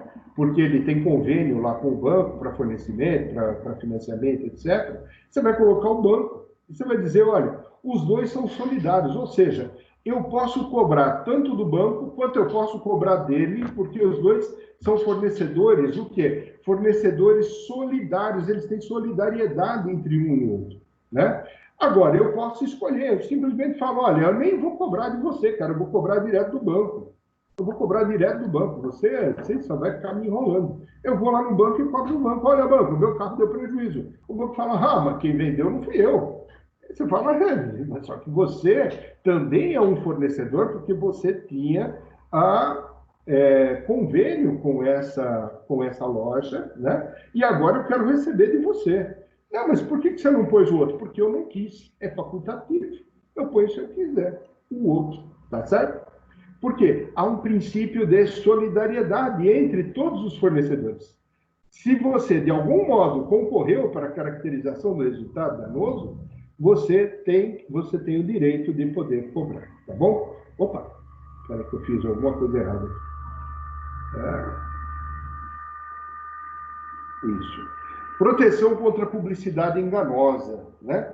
Publicidade enganosa, inclusive abusiva, né? Métodos comerciais coercitivos ou desleais, cláusulas abusivas ou impostas no fornecimento de produto e serviço, também são direitos do consumidor, e o consumidor tem proteção contra esse tipo de publicidade. Isso aqui é muito comum, gente, é muito comum, tá? Você tem a garantia, a questão da garantia, ó. Você tem garantia da qualidade dos produtos e serviços. E agora nós vamos falar, teve alguém que me perguntou aí sobre as questões da garantia, de troca, essas coisas, né? Olha só, existe aqui a questão da garantia, né? O fornecedor é obrigado a dar garantir a qualidade e a eficiência do produto que vende. Se o fornecedor não lhe der essa garantia na hora da compra, você já tem outra garantia. É a garantia legal dada pela lei. Ó, então, veja bem, existem duas garantias aqui, tá? Existe a garantia do fornecedor e existe a garantia da lei, tá certo?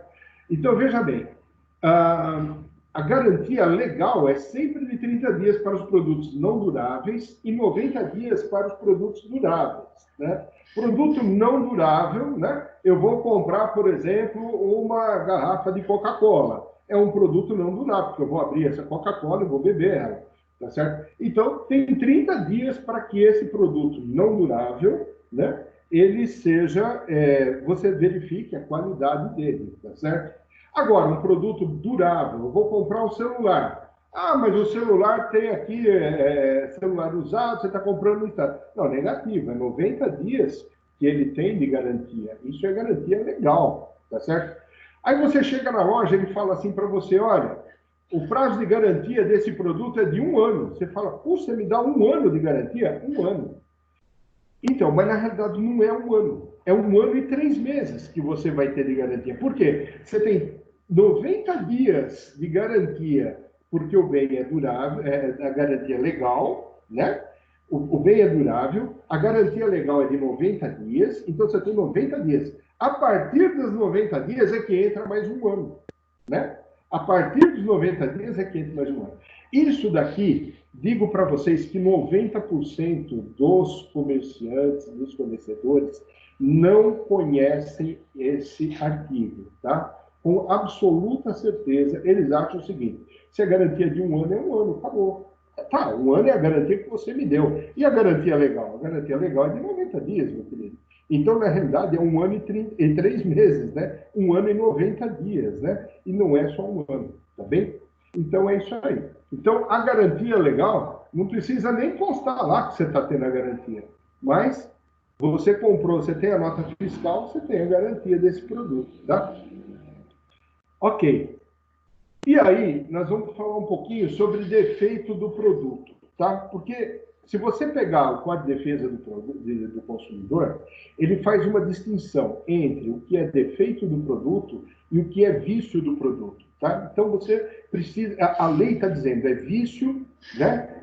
A lei está dizendo é defeito, tá bom? Então, defeito tem sempre referência a um fato, tá? Sempre referência a um fato. Defeito é aquele produto que não oferece segurança e que expõe o consumidor a um dano à sua saúde ou segurança, e dele decorre um acidente de consumo. Então, o defeito é um negócio extremamente grave que acontece na relação de consumo, tá? Porque o defeito machuca, o defeito te dá 1 milhão de problemas, tá? O defeito pressupõe um vício que expõe o consumidor a um dano à sua saúde ou segurança, e dele decorre um acidente de consumo, né? Por exemplo, você vai fazer, mulher vai fazer drenagem, mulher grávida, isso causa aborto, entendeu? Não pode fazer. Então, precisa tomar esse cuidado. Aconteceu isso daqui, o serviço veio com um defeito, né? É um defeito, porque causou um aborto, isso é um acidente grave de serviço, né? Uma aplicação de enzima no paciente causando necrópse, isso acontece também, às vezes, essas pessoas que vão lá, médicos, muitas vezes, né, colocam lá procedimentos, médicos de estética, né, médicos, eles acabam aí causando, às vezes, prejuízos enormes nos pacientes, e isso pode acontecer, tá? Então, o vício é tudo aquilo, já o vício não, né? O vício é aquilo que impede ou reduz a realização da função ou do fim que se destina o produto ou o serviço, afetando a utilidade que o consumidor dele espera, né? Ou seja, eu comprei um notebook para utilizar o notebook. O notebook não explodiu na minha casa. O notebook não me decepou um dedo, não me arrancou uma orelha, não me cegou. O notebook não fez nada, entendeu? Só que o notebook não funciona. Então, o notebook ele não tem defeito. Para o direito do consumidor, o notebook ele tem um vício de qualidade, porque ele está impedindo ou reduzindo a função que eu esperava desse notebook. Eu esperava que ele fosse processar, que fosse passar os vídeos e tudo mais, mas isso não está acontecendo, tá? Aí nós temos 2 tipos de responsabilidade. Tem a responsabilidade pelo defeito e a responsabilidade pelo vício. Responsabilidade pelo defeito, aquelas coisas que explodem, né? Aquelas coisas que machucam. Responde independente de culpa ou dolo por defeitos decorrentes de projeto, fabricação, construção, montagem, fórmulas, manipulação, apresentação ou acondicionamento de seus produtos, bem como por informações insuficientes ou inadequadas sobre a utilização e riscos, né? Então, vejam bem, o fornecedor vai responder por tudo isso, tá certo? Por todos esses problemas que acontecerem, né? Pelo defeito, né? Aquelas coisas que botaram a vida do sujeito em risco, ele vai responder por tudo, tá? A responsabilidade dele, aí tem que tomar um certo cuidado, tá? Porque não haverá uma responsabilidade do comerciante, por exemplo, tá? No defeito, não. No defeito, não vai. Então, por exemplo, eu comprei um carro, né? Comprei um carro, não. Até que o meu carro, eu fui aqui numa borracharia, comprei um pneu, o cara instalou o pneu, né? Aí eu saí, o pneu estourou o pneu, arregaçou o pneu, causou um acidente lá, aconteceu um problema feio, tá certo? O camarada que me vendeu o pneu, ele não será responsabilizado por isso, né? Porque houve um dano muito grande, um grande defeito. Mas aquele que fabricou, aquele que produziu, construiu, importou o produto ou prestou diretamente o serviço, essa pessoa sim é que vai assumir a responsabilidade pela reparação desses prejuízos causados, entendeu? Então eu comprei lá, fui na loja, comprei uma impressora. A impressora explodiu, né? Deu um maior piripaco aqui, né? É o cara que me vendeu essa impressora que vai pagar pelo meu prejuízo, mas não. Quem vai pagar é o quem fabricou ou quem importou esse produto aqui para o Brasil, tá? Agora, o que acontece é o seguinte, né? Às vezes você compra algum produto e você não consegue identificar quem é que fabricou, quem é que importou, quem é que distribuiu, você não consegue isso. Nesse caso, é o comerciante, né? Que ele vai responder por isso, né? Da mesma forma, né? Se, por exemplo, a indústria pegou e vendeu lá um iogurte para o cara pegou esse iogurte e deixou ele fora da geladeira, não colocou a refrigeração suficiente desse produto, etc. e tal, né? Aí o que acontece? O produto estragou. Aí o camarada vai lá, consome esse produto estragado, causa um problema terrível, né? Isso vai ser um defeito, porque causou um problema de saúde na pessoa, né? Nesse caso, quem vai responder também é o comerciante, tá bem? Então, o comerciante responde de duas formas, tá? Quando ele for o culpado pelo problema, né? Ou quando não se puder identificar quem é o culpado desse problema, tá bom? E aí nós temos, então, a responsabilidade pelo vício. O vício pode ser de qualidade, tá? Você compra lá uma Coca-Cola, vem um bichinho lá dentro. Então, o cara vai falar, mas o bichinho é grátis, né? Você já viu que não tem bichinho grátis, tá bom? São os vícios que tornam impróprios ou inadequados ao consumo ou lhes diminuem o valor. Os fornecedores respondem solidariamente. Aí sim, vai o comerciante, ele também é responsabilizado, né? Você vai ter 30 dias para resolver esse problema, tá certo? O consumidor, ele pode escolher entre o dinheiro de volta ou outro produto. E ainda pode exigir perdas e danos, né? E você pode até pactuar outro prazo, mínimo de 7 e máximo de 180 dias para fazer essa troca. Tá?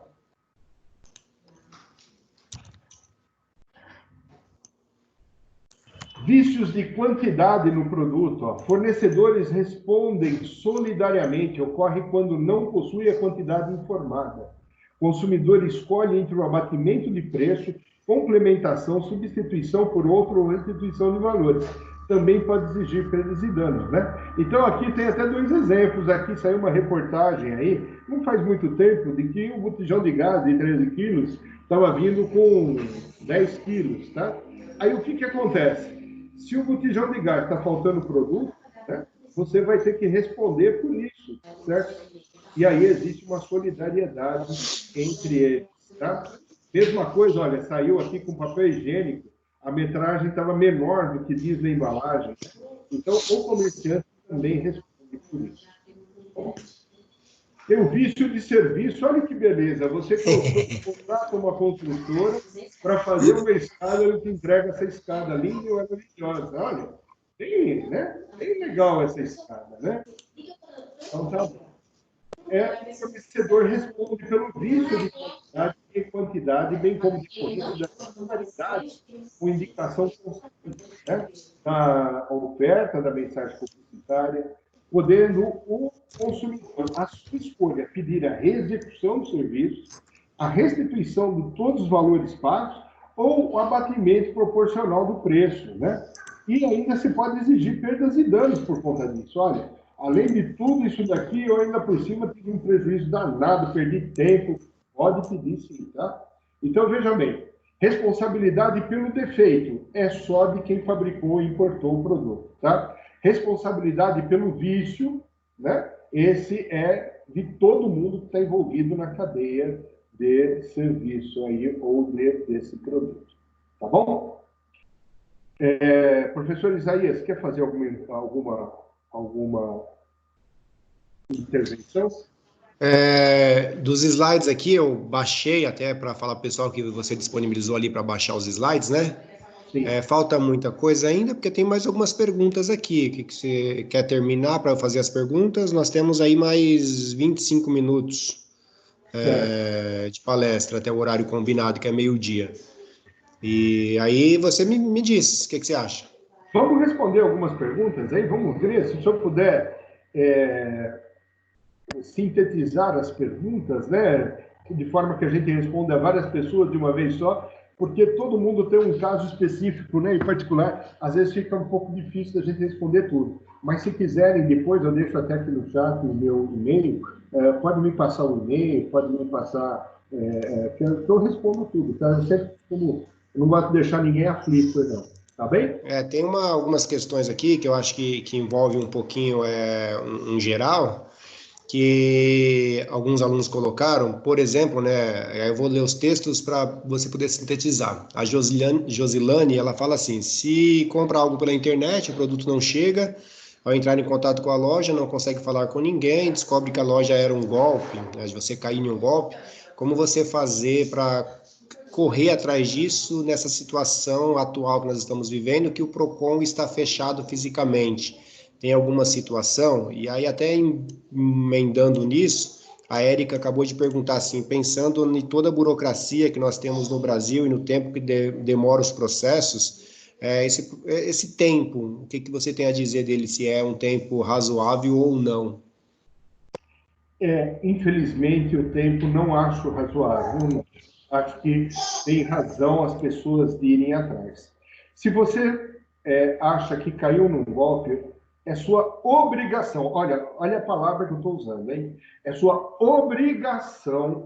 Você tem a obrigação de se defender, né? E como que você faz? A primeira coisa que você tem que fazer é um boletim de ocorrência policial. A loja que deu o golpe, primeira coisa a fazer é um boletim de ocorrência policial, tá certo? Porque eu fui vítima de um golpe. Veja que aqui não se trata de direito do consumidor, tá certo? Quando existe um golpe, o que acontece? Quais os requisitos para você ter uma relação jurídica? Você tem que ter partes capazes, né? Você tem que ter a forma adequada de você fazer essa relação jurídica, né? Então, se você compra um imóvel, a forma adequada é você fazer uma escritura, etc. e tal, escrita, ou se não tiver nenhuma forma combinada que a lei exija, né? Aí é livre e tudo mais, tá? E você tem que ter um objeto, né, lícito, né? Um objeto lícito, determinado ou determinável. Esses são os 3 requisitos para você formar uma relação jurídica. Ora, uma loja que está dando golpe, ela não tem um objeto lícito. Então, não houve ali uma relação jurídica no sentido de que você possa utilizar o Código de Defesa do Consumidor. O que tem que utilizar? Você tem que utilizar a polícia. Tá? A polícia tem condição de investigar, a polícia tem condição de verificar quem recebeu esse dinheiro. É só seguir o dinheiro. Quem é que pegou esse dinheiro da conta no banco? Tá certo? Que você identifica a pessoa. Alguém recebeu esse dinheiro, tá certo? Então, essa é a forma. Agora, você vai me dizer, mas a polícia não investiga nada, porque não sei o que tem. Bom, é outra questão, entendeu? É uma questão que foge a nós, né, de como que você vai resolver. Nós não temos como oferecer isso, né? Então, é assim, primeiro ponto, a gente sempre fala, evita de você cair numa cilada. Procura, né? Tem muita coisa para você procurar e saber se você não está caindo no golpe. Você tem, por exemplo, o Procon, tem o site das empresas que deram problema. Você tem um site muito bom, eu uso muito. Toda vez que eu vou comprar qualquer coisa, eu entro nesse site que é o Reclame Aqui. Tá certo? Eu sempre vejo qual é que é. Eu costumo até brincar aqui com a minha esposa e falar, não, preciso puxar a capivara desses caras aqui, né? Puxar a capivara é um termo, né, que as pessoas usam para dizer, preciso buscar a ficha criminal dele, né? Então eu vou lá, eu vou atrás se tem problema na justiça, eu olho todas essas coisas antes de fazer uma compra maior, né?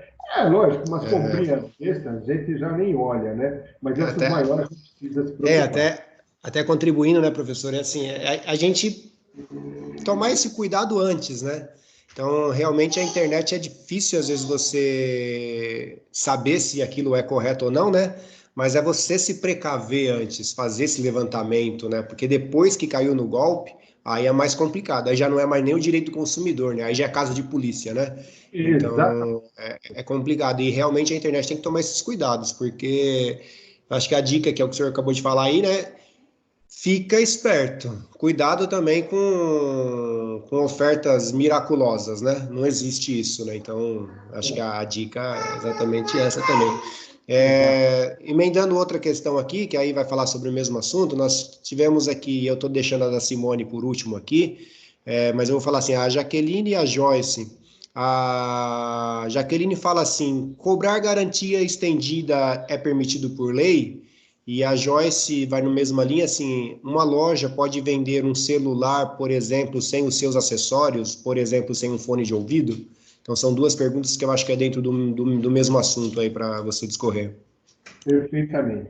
Olha, é o seguinte, você tem que verificar o que é que você está comprando, né? Vamos dizer aqui, você está comprando agora um celular. Primeiro, vamos pensar na seguinte hipótese, tá? Para vocês terem uma ideia. Eu não posso cobrar a mais aquilo que já é do produto, tá? Então, não tem a menor lógica eu chegar numa padaria e falar, me dá um café. O cara fala assim, você quer com açúcar, adoçante ou você vai tomar ele puro? Fala, não, eu quero açúcar. Tá, com açúcar é mais 50 centavos. Como mais 50 centavos? Sim, se você quiser açúcar é 50 centavos. Adoçante é 80 centavos. E se você não quiser nada, você não precisa pagar mais nada, é só o café mesmo. Porque eu estou vendendo café, eu não estou vendendo café com açúcar. Eu não estou vendendo café com adoçante, né? Mas só que o Código de Defesa do Consumidor, ele proíbe isso, porque ele fala que essas coisas, o açúcar do café, o adoçante do café, ele já está incluso no preço do café, tá certo? Ele já está ali dentro do café. Por quê? Ele compõe o café, tá certo? Então, veja bem, eu comprar um celular, e esse celular vir sem um carregador de bateria, por exemplo, ou sem a bateria ainda, né?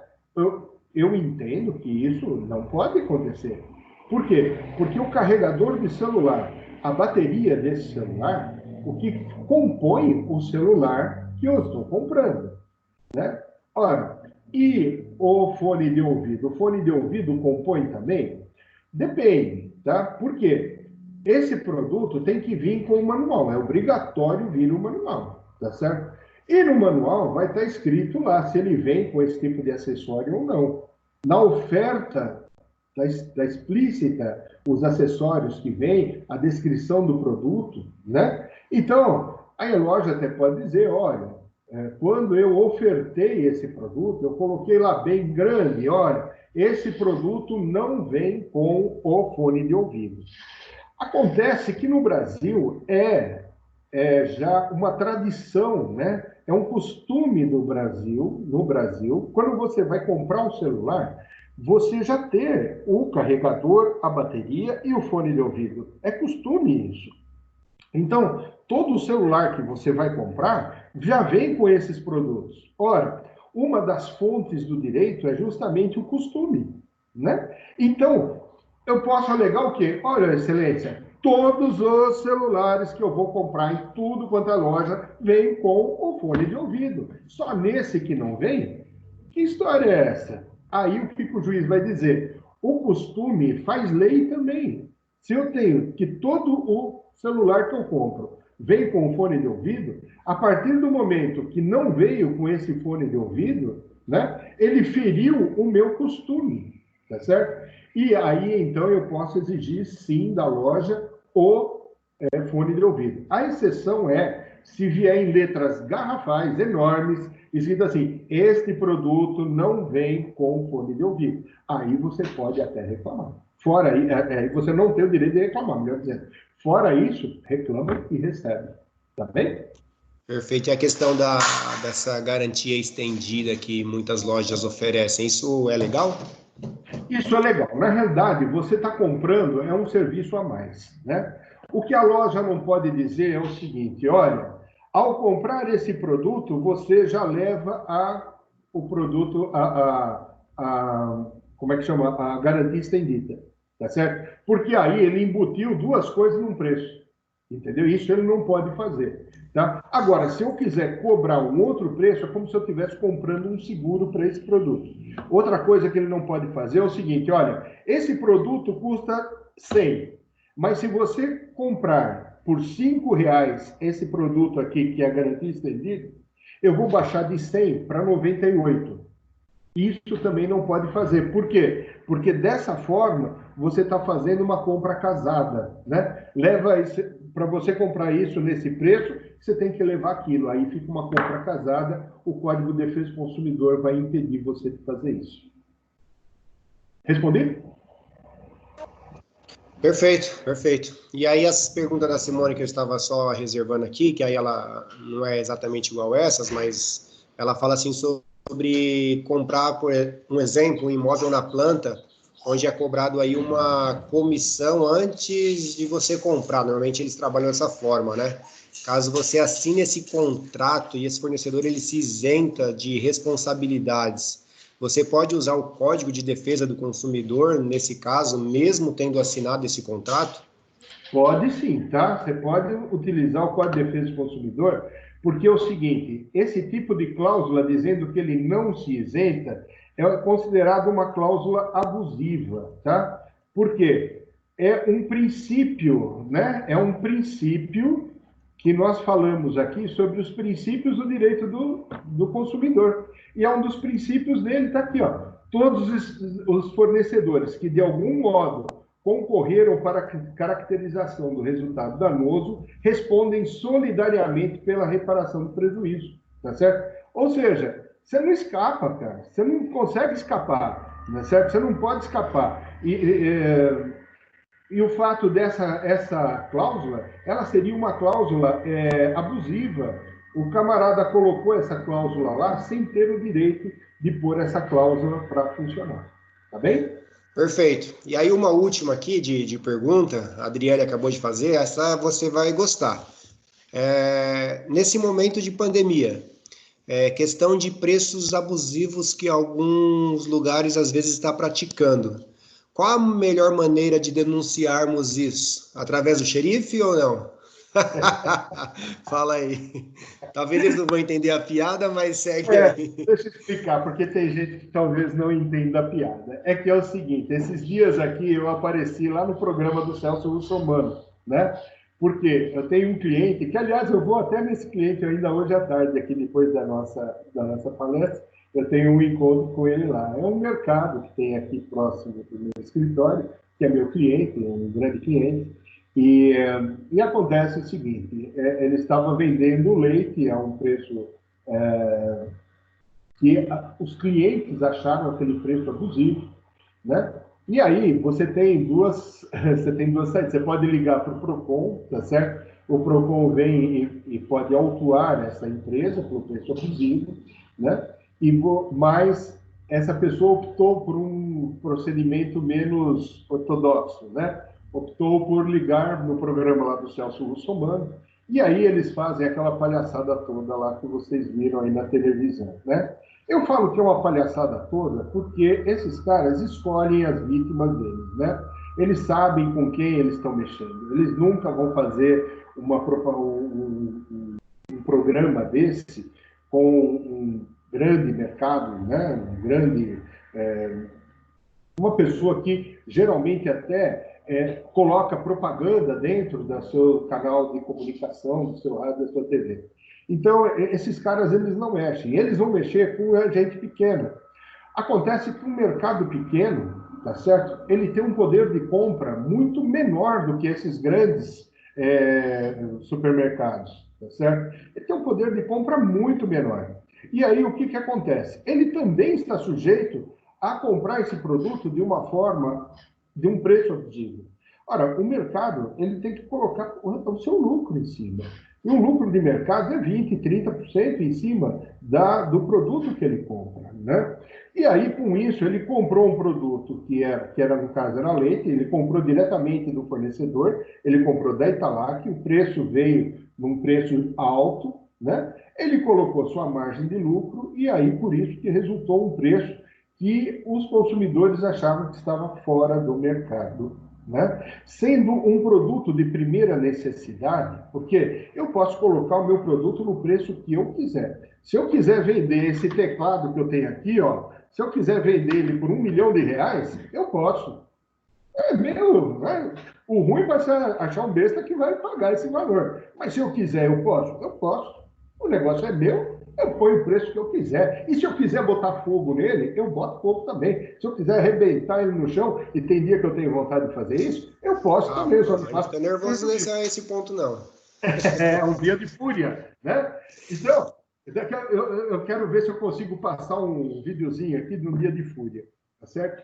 Então, é isso, eu posso fazer isso. Acontece que os bens de primeira necessidade, aqueles que são da cesta básica, eles têm um certo controle do PROCON.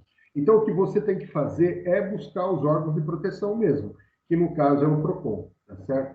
Tem que buscar o PROCON, tem que falar com ele, e o PROCON é que vai fazer a denúncia.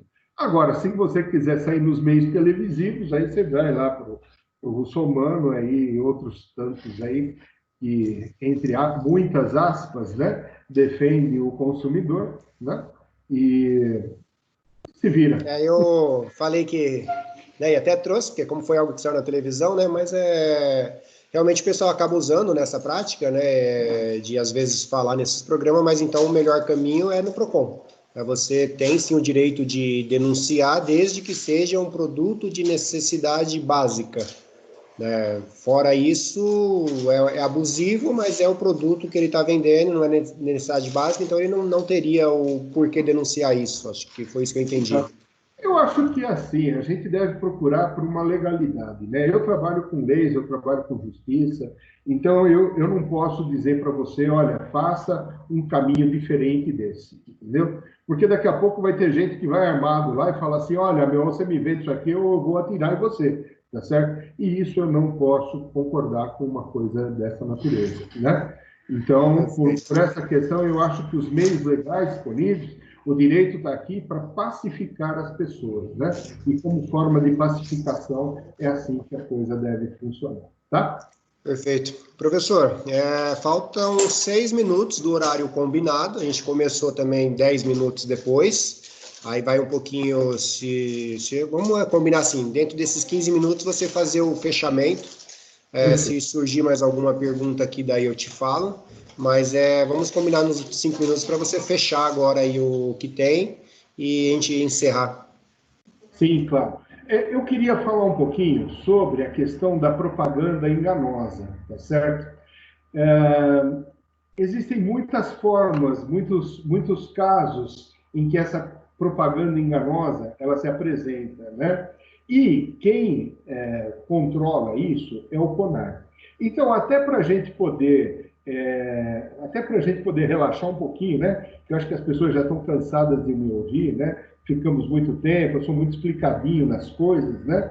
Então eu gostaria de passar um pedacinho do filme Um Dia de Fúria para vocês. É um filme muito bacana com o Michael Douglas. Assisti esse filme já tem muito tempo e essa cena me chamou muita atenção. E todas as vezes que eu via essa cena aqui, eu me lembrava do pobre consumidor, tá certo? Vamos ver se vocês conseguem Será que estão ouvindo o som do filme? Ah, tá ótimo. E o camarada, ele está indo, né? Essa mala tem um monte de arma, ele está um dia muito ruim. Oi, posso ajudar? Pode, eu quero um omelete de queijo e presunto com batata frita. Eu sinto muito, já paramos de servir o café. Estamos servindo o almoço agora. Eu quero café da manhã. Mas não estamos mais servindo. É o que você diz. Aquele é o gerente? É sim. Quero falar com ele, por favor. Claro. Rick, esse freguês quer falar com você. Pois não? Oi, eu quero um café da manhã. Já paramos de servir o café. Eu sei que pararam de servir o café, Rick. A Sheila me disse que já pararam de servir o café. Por que eu estou tratando vocês pelos primeiros nomes? Eu nem sei quem são. Eu ainda chamo meu chefe de senhor. Eu trabalhei para ele 7 anos e meio, mas quando entro lá, ele é um estranho. Eu chamo vocês de Rick e Sheila como se estivéssemos numa reunião íntima. Eu não quero ser seu amigo, Rick. Eu só quero um café da manhã. Pode me chamar de senhorita Falsa se quiser. Sheila, nós paramos de servir o café às 11h30.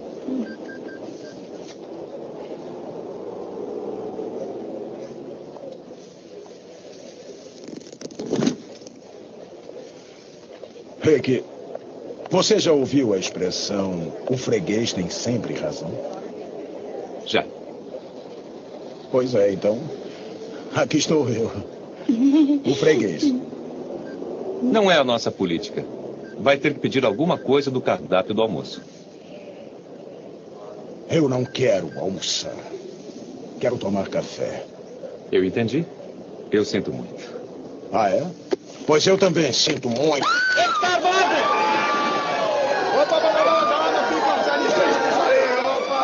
Calma aí, fiquem todos sentados. Senta aí, ô Titi. Vai aonde? Aqui. Não. Fica sentadinho ali, acaba de almoçar, vai. Todos podem relaxar e ficarem calmos. Vai. Come o seu almoço, por favor. Pode almoçar, precisam das suas vitaminas A, B e C. Desculpem, foi um acidente. É que esse gatilho aqui é muito sensível. Pronto, calma. Esse gatilho é muito sensível.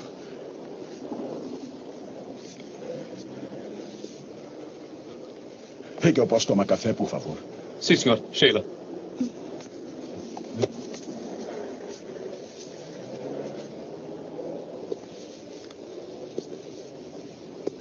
Rick, senhorita Falso. Sim, senhor. Pois não.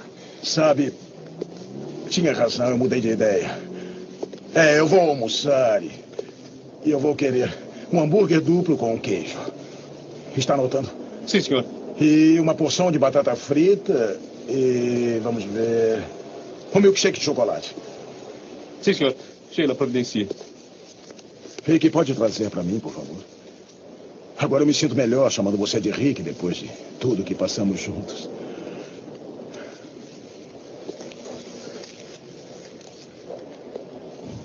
Como vai? E aí, tá gostando? E você, filho? Tá gostoso? E a senhora, madame? Como está a comida? Acho que ela não gostou muito. Acho que ela não gostou do molho especial, Rick. É uma piada. Opa, já chegou. Obrigado. É disso que eu estou falando. Vira para lá, olha aquilo. Está vendo o que eu falei? É macio, tem 5 centímetros de altura. Agora, olha para essa coisa triste, magra e miserável. Alguém pode me dizer o que está errado naquele retrato? Alguém sabe? Será que alguém sabe?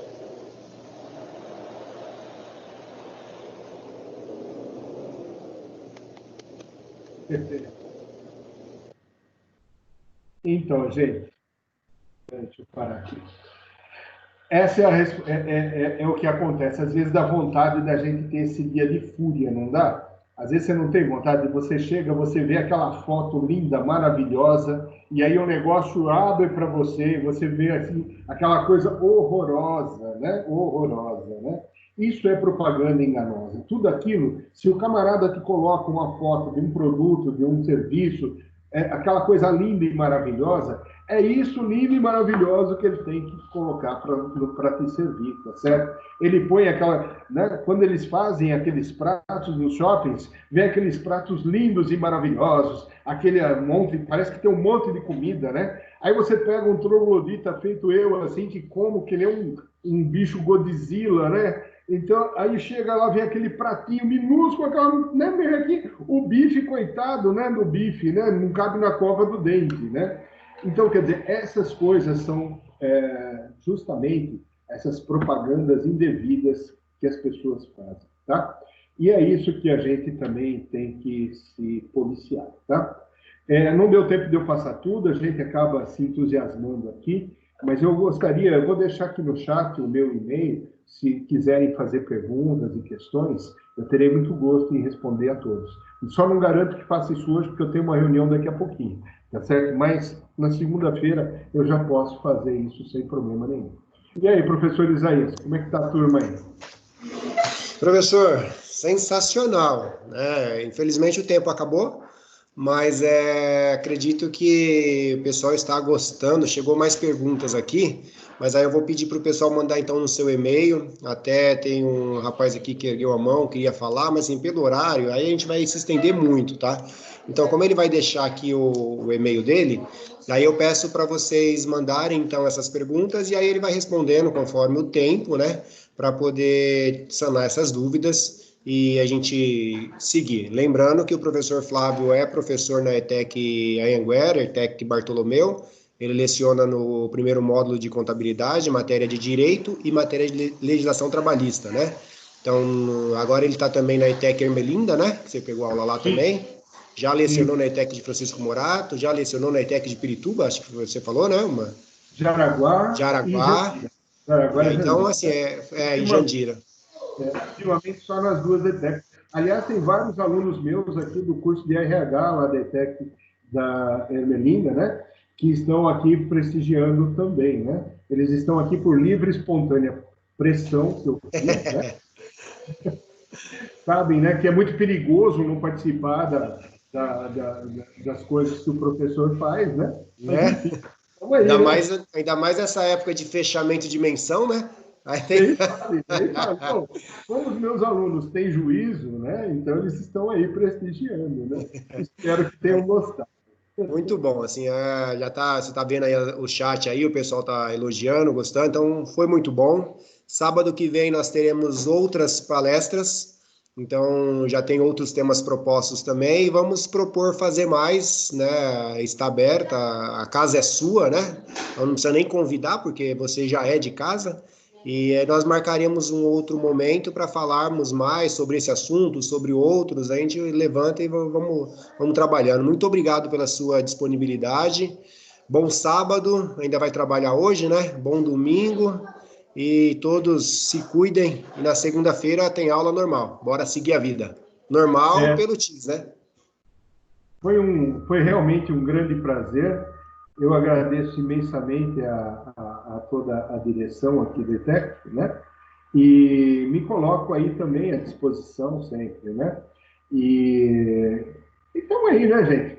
Foi realmente uma alegria passar esse sábado aqui com vocês, tá bom? Tem só um videozinho aqui, olha, que é, então, a nossa alegria, né? Sem fúria, pelo amor de Deus, tá certo? A nossa alegria de ter participado, né, desse dia aqui, tá certo? Ótimo. Precisando de mim, estou sempre às ordens. Tamo junto aí, pessoal.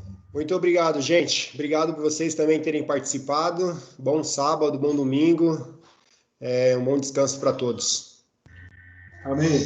E está gravado, hein, gente? Se precisarem, depois acessem lá na gravação, tá bem? Eu vou disponibilizar depois o link e vou mandar no grupo das salas para eles.